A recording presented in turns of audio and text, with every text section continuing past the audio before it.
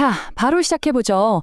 오늘 우리가 파헤쳐볼 분석 자료는요, 바로 역사상 가장 거대한 규모로 벌어지고 있는 세대 간 부의 이동에 관한 겁니다. UBS와 CEO 월드에서 아주 흥미로운 데이터를 내놨거든요. 이 엄청난 부를 둘러싸고 생각보다 은밀하고 또 어색한 이야기들이 숨어 있는데요. 지금부터 하나씩 짚어보겠습니다.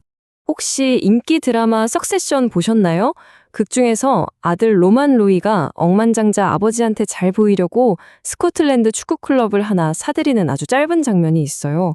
근데 아뿔싸 그 팀이 아버지가 평생 응원해온 팀의 최대 라이벌이었던 거죠. 이게 그냥 웃어넘길 코미디 같지만 사실 오늘 우리가 다룰 핵심 문제를 너무나도 뼈저리게 보여줍니다. 부모와 자식 간에 평생 다 쓰지도 못할 만큼 엄청난 돈이 있는데도 정작 서로에 대해서는 진짜 아무것도 모른다는 거죠. 한 지붕 아래 평생을 살았는데 제대로 된 대화 한 번 없었다는 좀 섬뜩한 현실을 꼬집는 겁니다.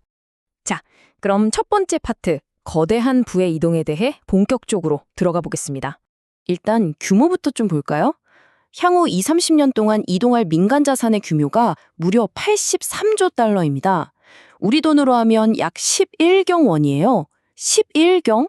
솔직히 감조차 안 오는 천문학적인 숫자잖아요. 이 어마어마한 부의 주인이 이제 곧 바뀐다는 겁니다. 그런데 여기서 UBS 연구진이 이 돈을 물려받을 상속인들을 조사하다가 진짜 뜻밖의 사실을 발견했어요. 이 거대한 부가 넘어가는 과정에서 가장 큰 리스크가 뭘까요?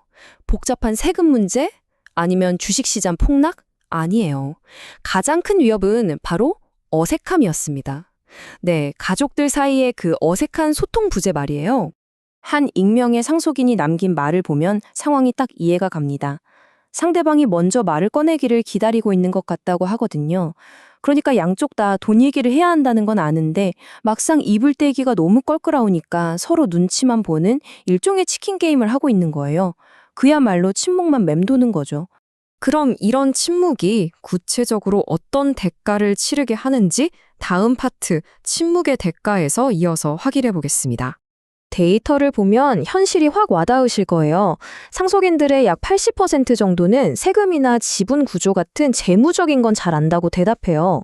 근데요, 거의 절반 가까운 사람들이 정작 이 부를 왜 유지해야 하는지, 가문의 목적이 뭔지에 대해서는 아무런 체계적인 비전을 못 들었다는 겁니다. 그러니까 숫자만 잔뜩 물려받고 그 안에 담긴 인간적인 가치나 진짜 이유는 쏙 빠진 채 모호함만 덜렁 상속받고 있는 셈이죠. 그래서 결국 갈등이 어디서 터지느냐? 실제 가족 갈등의 원인을 분석한 이 차트를 보면 진짜 흥미롭습니다. 보통은 누가 돈을 막 펑펑 쓴다거나 왜 형이 나보다 더 많이 가져가 하는 공정성 문제일 것 같잖아요. 아니요. 그런 것보다 서로 엇갈린 기대치, 즉 소통 단절이 갈등 원인 압도적 1위예요. 대화가 없는 게 불화의 가장 큰 불씨인 겁니다. 사실 자녀 세대는 어릴 때부터 우리 집이 좀 다르다는 걸 그 부의 무게감을 온몸으로 느끼거든요.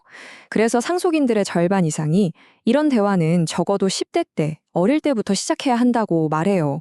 하지만 부모님들은 어때요? 껄끄러우니까 그냥 계속 미룹니다. 결국 자녀들이 성인이 될 때까지 미뤄지는데 이게 오히려 자녀들의 불안감만 더 짓누르는 꼴이 되는 거죠. 흔히 부자가 3대를 못 간다고들 하잖아요. CEO 월드 데이터를 기반으로 한 이 타임라인을 보면 그게 단순한 농담이 아닙니다.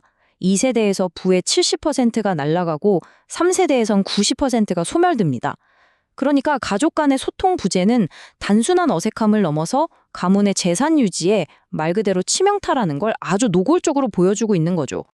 자, 그럼 이런 대화를 피하려다 어디까지 극단적으로 가는지 다음 파트 신탁 공개 피하기에서 살펴보죠. 월스트리트 저널에 보도됐던 아주 흥미로운 개념인데요. 신탁 공개라는 게 있습니다. 이게 뭐냐면 마치 영화 속 마피아 조직의 엄숙한 회합처럼 변호사나 자산관리자 같은 외부 전문가들을 쫙 불러놓고 자녀들한테 상속 사실을 딱딱하게 통보하는 자리예요. 부모가 자식과 직접 돈 얘기하는 게 너무 두려우니까 아예 이런 인위적인 이회사 같은 자리를 만들어서 외주를 줘버리는 겁니다. 진짜 우프지 않나요?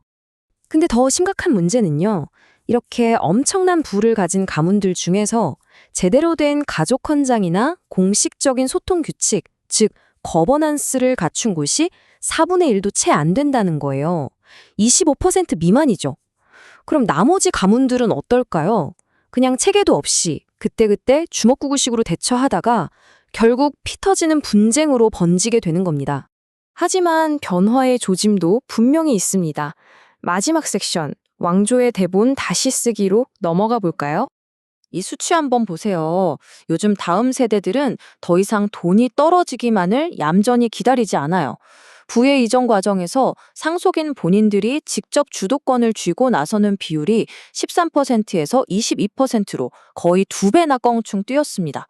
수동적인 수혜자에서 벗어나서 재산을 능동적으로 지키고 관리할 예비 청지기로 직접 등판하고 있는 거죠. 이 5세대 상속인의 인터뷰 내용이 그 상황을 완벽하게 요약해 줍니다. 아버지를 설득해서 자신들이 가문의 미래를 이끌 준비가 됐다는 걸 증명할 기회를 달라는 거예요. 그러니까 내 몫의 돈을 당장 내놔라가 아니라 가문의 방향을 함께 고민할 역할을 달라는 젊은 상속인들의 아주 절박하고 의미 있는 외침인 거죠. UBS의 가족자문 총괄인 사라 살로몬의 이 말을 보면 진짜 아이러니의 극치입니다. 글로벌 제국을 쥐락펴락하고 수십억 달러짜리 인수합병을 성공시키는 그 대단한 억만장자들이 정작 자기 집 거실에서 자식들과 대화할 때는 입이 꾹 닫히고 완전히 마비되어 버린다는 거예요. 정말 기가 막히는 현실이죠. 그래서 이 분석을 통해 우리가 꼭 기억해야 할 핵심은 바로 이겁니다. 뭐 대단하고 거창한 시스템이 필요한 게 아니에요. 정기적으로 가족끼리 모여서 상황을 점검하고 결정된 사항들을 명확하게 문서화하는 이런 단순한 거버넌스 습관 하나만으로도 자산을 안전하게 이전할 확률이 무려 74%나 높아집니다. 가족 간 불화를 막는 진짜 열쇠는 결국 거창한 신탁펀드가 아니라 체계적인 대화 그 자체인 겁니다. 세대 간의 진짜 화합은 통장에 찍힌 영의 개수나 상속세율에서 시작하는 게 아닙니다. 바로 이 본질적인 질문, 당신의 삶이 무엇을 위한 것이길 바라는가, 여기에 함께 답하는 것에서 출발하거든요. 이건 비단 수백억대 자산가들만의 이야기가 아닙니다. 오늘 이 자료를 함께 살펴본 우리 모두에게 과연 우리 가족의 가치와 목적은 무엇인지 다시 한번 생각하게 만들죠. 여러분은 오늘 사랑하는 가족들과 이 중요한 질문을 시작으로 대화의 물꼬를 터볼 준비가 되셨나요?